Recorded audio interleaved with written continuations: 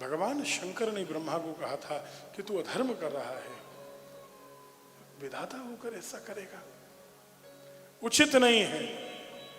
ब्रह्मा जी को शिव से ईर्ष्या हो गई।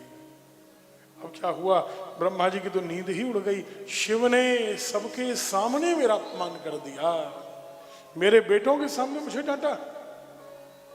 जबकि ब्रह्मा जी ये भूल गए कि मैंने कृत्य कैसा किया था। भगवान शंकर तो कोई और दंड भी दे सकते थे कि नहीं, त्रिशूल उठाकर बोलो। कृत्य तो ऐसा था कि नहीं, अधर्म और पाप तो ऐसा था कि नहीं। ये तो शिव की कृपा कि शिव ने मुझे क्षमा कर दिया, लेकिन वहां शिव से ईर्ष्या प्रारंभ हो गई ब्रह्मा जी की।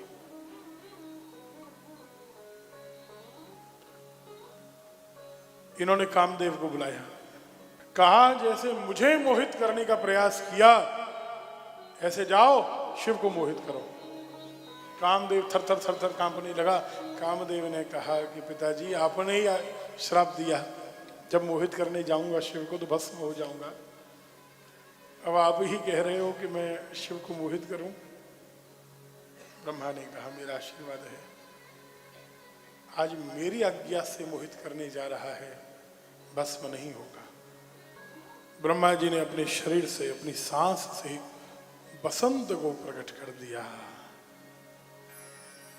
बसंत ऋतु है ना, इस बसंत को प्रकट कर दिया। बड़ा सुंदर स्वरूप बसंत का। जाओ बसंत, कामदेव के साथ जाओ, शिव को मोहित करो, सहायता करो इसकी। बसंत को साथ में लेकर कामदेव ने दो बार प्रयास किए, दोनों बार विफल हो गए, लौट आया। कोई और उपाय करना हो तो कर लेना, हमारे बस की बात नहीं शिव को मोहित करना। ब्रह्मा जी ने कहा मोहित तो करना है। भगवान नारायण का स्मरण किया। ब्रह्मा जी ने भगवान नारायण को बुलाया और जब बात अपनी कही कि ऐसा उपाय बताएं जिससे शिव मोहित हो जाएं, नारायण ने कहा ब्रह्मा तेरी बुद्धि मारी गई है, किसे मोहित करना चाहता है? प्रलय के देवता है, ध्यान रखना। क्रोधित हो गए तो जो क्षमा दी है वो अस्थाई क्षमा है। लेकिन ब्रह्मा जी ने कहा हे नारायण उपाय बताओ, मोहित तो मुझे करना ही है। राग का तानपुरा।